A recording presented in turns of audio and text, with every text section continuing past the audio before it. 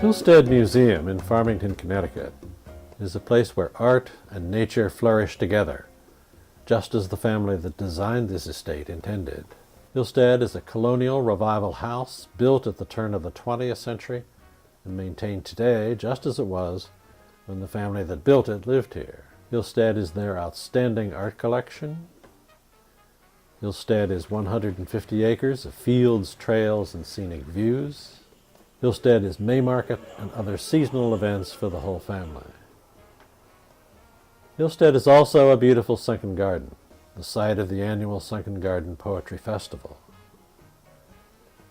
This program and the ones that follow are an invitation to you to attend this summer's series of poetry and music events.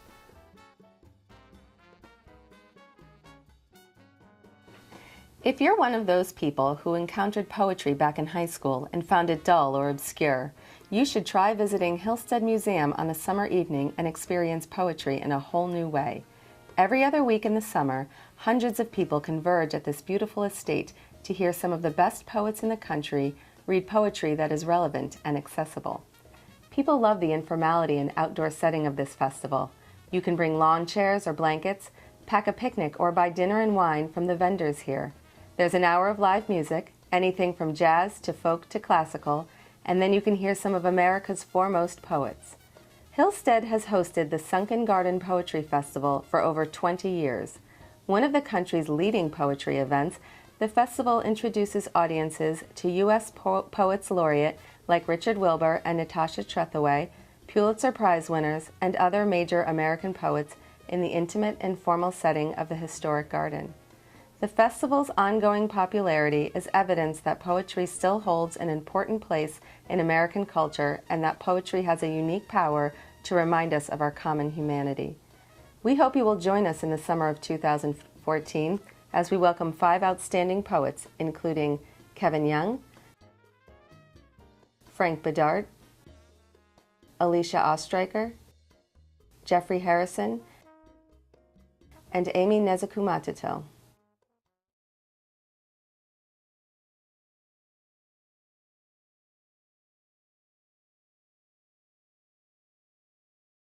It really is an enchanted place. And, I can't remember being in a place like this. It's wonderful. Among other great things they've done for me and my wonderful students the last 3 days, they let my dog, my border collie, Mix, run with the sheep, meet sheep for the first time in her life yesterday. Ars Poetica. Here we are on a reading circuit somewhere east of Eden, in a comfort inn watching The Magnificent Seven again, anticipating a room full of Dickensians, one of whom fingers 1,000 rhyming pages on Jack the Ripper's unrequited love for Mal Flanders' stuffed parrot, Rosie, that he'd like you to glance at. Yesterday, see, you would stay with people and they would always have manuscripts that they wanted you to read over the second drink. Yesterday, you drove 100 rainy miles to an Elks convention, 4 furry heads bobbing on a sea of Seagrams, 2 snoring before you began your crowd warmer elegies to depression, a third keeping time coughing, while the fourth wept uncontrollably because his horse Polygamy died 17 years ago that very night and you looked a little like him.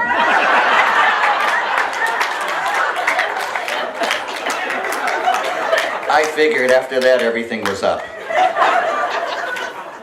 I never quite recovered. I'm trying to remember, was that during analysis or was that the beginning of analysis? He told me I looked like a horse. Then the Eliot experts rushed you through dinner after your plane circled Nirvana for hours and you grabbed a leather-bound wine list instead of your manuscript and found yourself in a church spotlight under a swaying crucifix staring at a list of Zinfandels with 400 feet tapping, your sponsors' wishes wishing you had come and gone like the women talking of Michelangelo. Well, soon it'll be morning, and only one magnificent will have survived, while another of the 66 people who buy poetry books will have died. And no, you don't get nosebleeds while reading publicly anymore. But after all these years, you're still cranking up waxed wings for one more nutsy flight, always looking for that one smiling face that loves you unconditionally.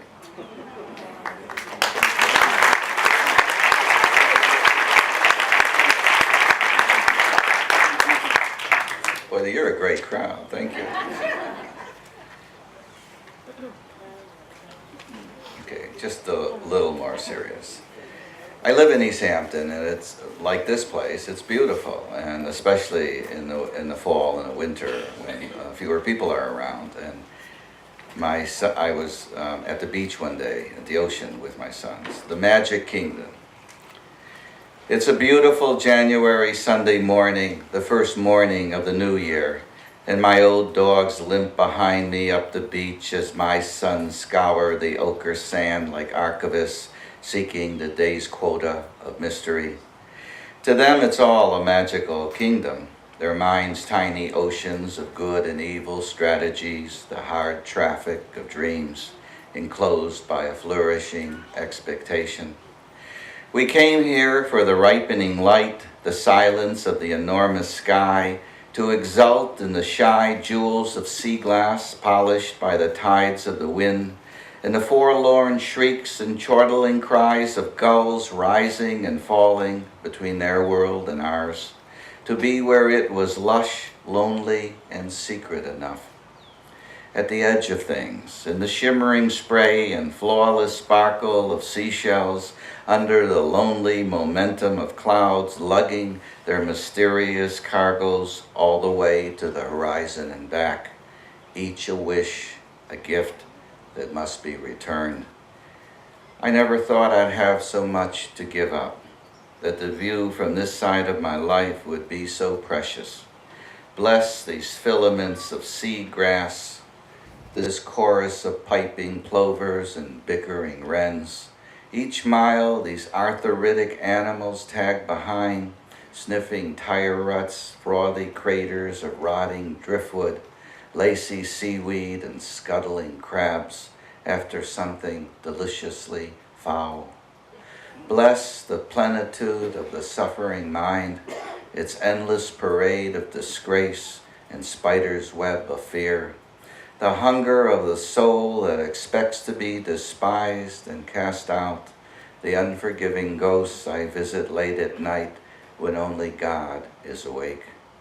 Bless this ice-glazed garden of bleached stones strewn like tiny pieces of moonlight in sand puddles, the wind's grievous sigh, the sinking light, the salt, the salt.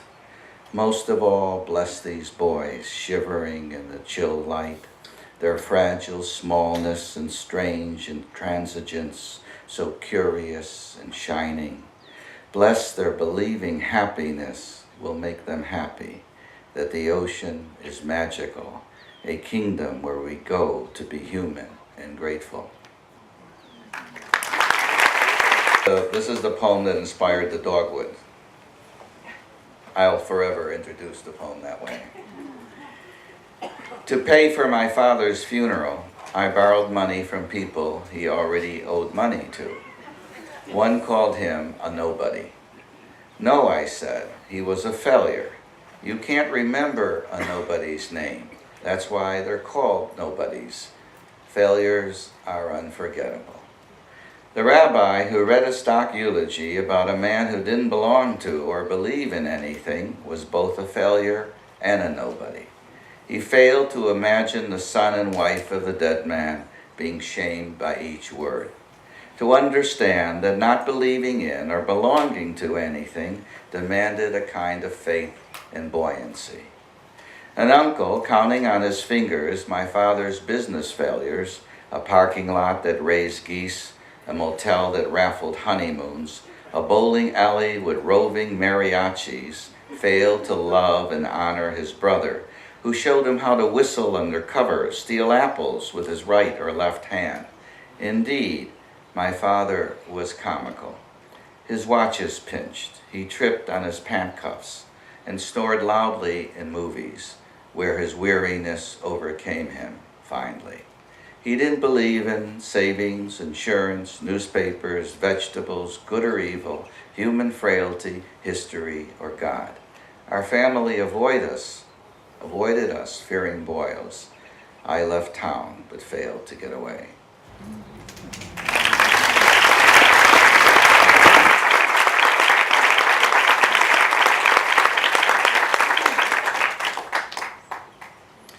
Okay, the God of loneliness. You know, there was a time when Wii games were new and all the kids wanted them, and you would wait endlessly in places and they would run out, and I was running all around for them. It's a cold Sunday, February morning, and I'm one of 8 men waiting for the doors of Toys R Us to open in a mall on the eastern tip of Long Island. We've come for the Japanese electronic game that's so hard to find. Last week, I waited 3 hours for a store in Manhattan to disappoint me. The first today, bundled in 6 layers, I stood shivering in the dawn light, reading the new Aeneid translation, which I hid when the others came, stamping boots and rubbing gloveless hands, joking about sacrificing sleep for ungrateful sons. My boy broke 2 front teeth playing hockey. A man wearing shorts laughs. This is his reward. My sons will leap into my arms, remembering this morning all their lives. The game is for my oldest boy, just back from Iraq, a man in overalls says from the back of the line. He plays these games in his room all day. I'm not worried, he'll snap out of it. He's earned his rest. These men fix leaks, lay foundations for other men's dreams without complaint. They've been waiting in the cold since Aeneas founded Rome on rivers of blood. Virgil understood that death begins and never ends, that it's the God of loneliness. Through the window, a clerk shouts, "We've only 5. The others seem not to know what to do with their hands, tuck them under their arms or let them hang naked and useless. Is it because our hands remember what they held, the promises they made? I know exactly when my boys will be old enough for war. Soon 3 of us will wait across the street at Target, because it's what men do for their sons."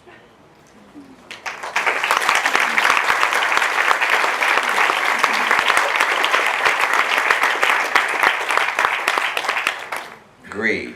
Now, East Hampton, for the locals, is a very different place than it is in the summer, and the town's been really struck because it lives off real estate and construction by the recession. My ocean town struggles to pick up leaves, offer summer school, and keep our library open. Every day now, more men stand at the railroad station waiting to be chosen for work. Because it's thought that Hispanics will work for less, they get picked first, while the whites and blacks avoid the terror in one another's eyes. Our handyman, Santos, who expects only what his hands earn, is proud of his half-acre in Guatemala, where he plans to retire. His desire to proceed with dignity is admirable, but he knows now that no one retires. Everyone works harder. My father imagined a life more satisfying than the one he managed to lead. He didn't see himself as uneducated, thwarted, or bitter, but soon to be rich. Being rich was his right, he believed.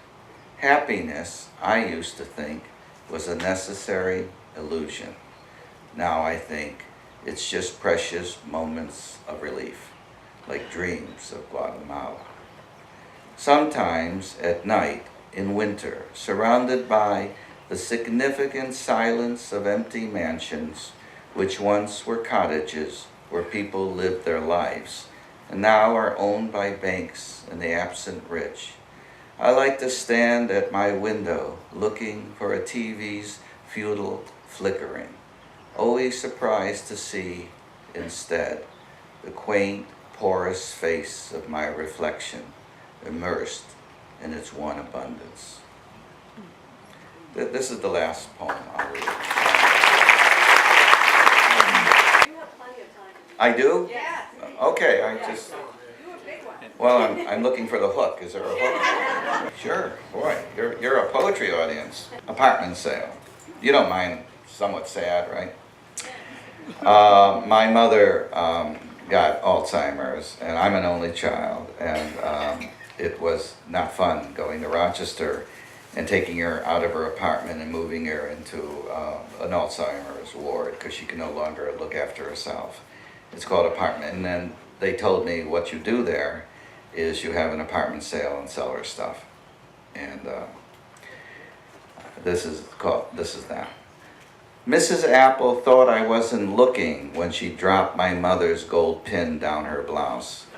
It's a retirement. It's where she went from was a state-run retirement, assisted living kind of place. Down her blouse, then snorted after haggling me to $15 for the cherry wood brake front that looked exactly like the one Jackie Kennedy had in the White House. Mr. Pepys decided against my father's first get-rich scheme, a flintless lighter, but paid 50 cents for a honeymoon mug my mother got in Atlantic City. He himself didn't care for marriage, but liked coffee. My mother's best friend, B, got the mother-of-pearl hairbrush she coveted, but looked insulted. The Salvation Army took the blue sofa with a big moon stain rising over 21 ocean waves. I kept a photo of my mother standing at attention in front of our old house, smiling with her eyes closed, as if she didn't want to see everything that was going to happen. A big bow, pink, I imagine, in her blonde curls.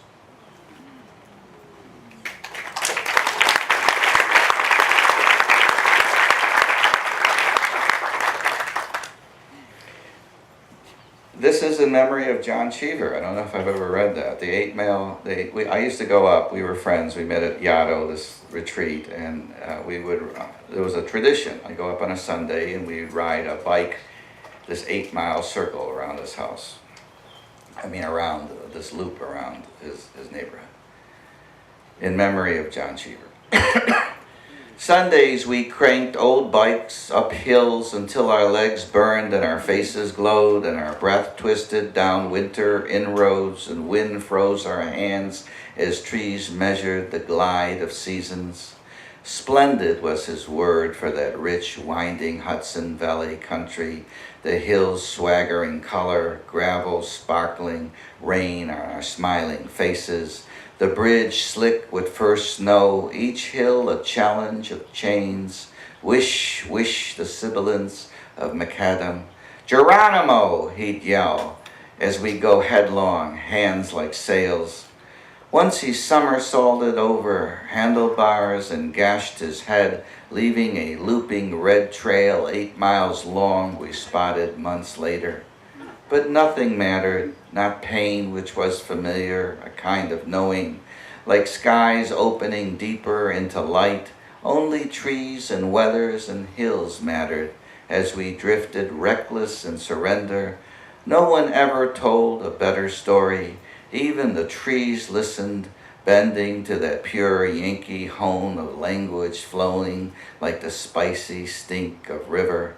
The air cracked as we rode around seasons, as in his story of the swimmer, the light beginning in summer, fierce and dark in windows, all those lives hurrying toward an end, which is always surprising, even when expected.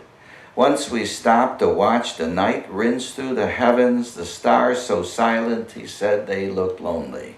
I think he meant to tell me that all good stories are sad, finally, and we make such good stories. But the window lights grow brighter, burning with all the others as they do now in memory, where we are splendid still every Sunday. So I'll read a poem, Grief. My, my wife, I don't want to depress everyone here. My wife is happier this morning, Valentine's Day. The kids and I went all out. Cards, candy, heart-shaped cookies. Gus, our smooth fox terrier, mopes around, tail down, grieving for our black lab mix, Benya, who still sleeps in our boys' room. Gary, my wife's younger brother, no longer lives in his photos on her dresser. He prefers to stand behind our maple, hands in pockets, trying not to interfere. My friend Yehuda still drops by without calling. Right now, he's marching backwards around my study, making the sound of every instrument in the Israeli Philharmonic, hoping to cheer me up. I used to think the dead preferred their own company. They don't. They prefer ours.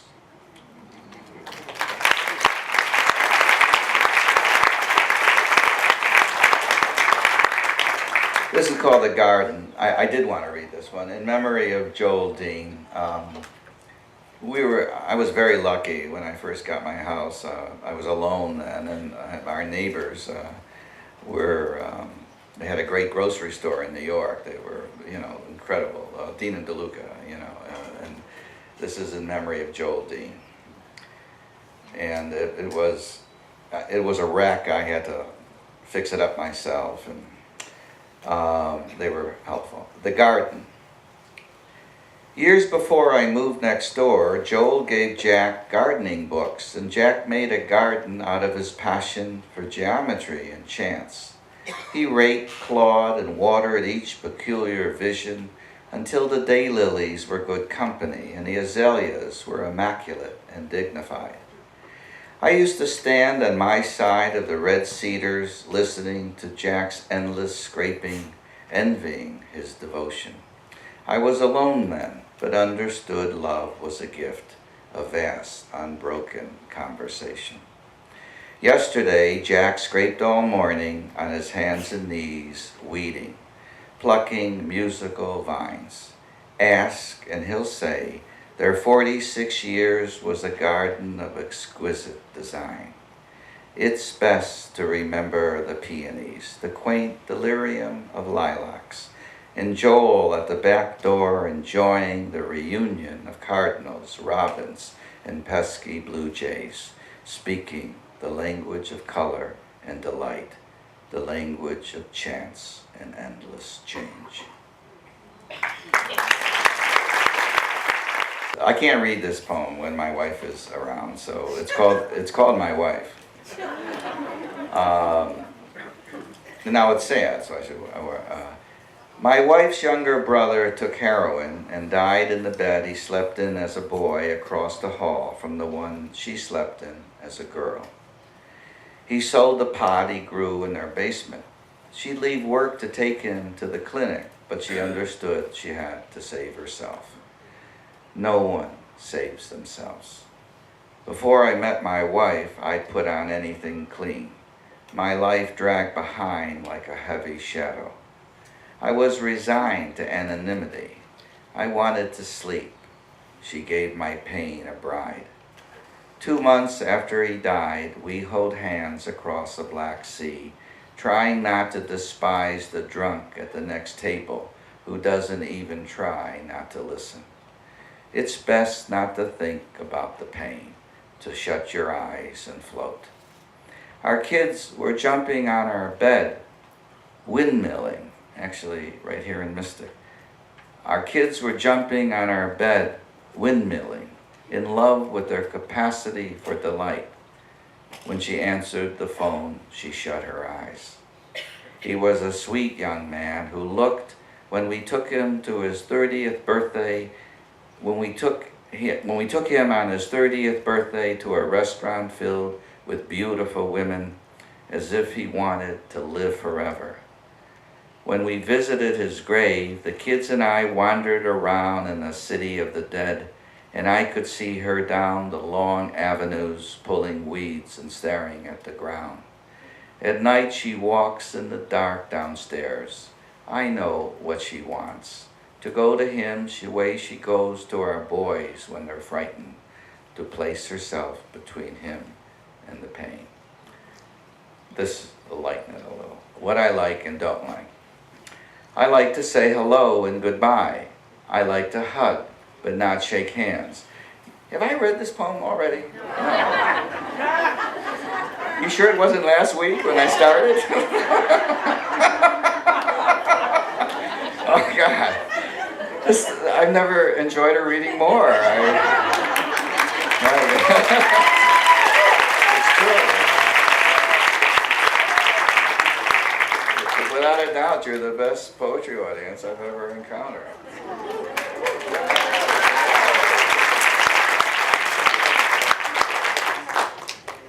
And I don't drink anymore. What I like and don't like. I like to say hello and goodbye.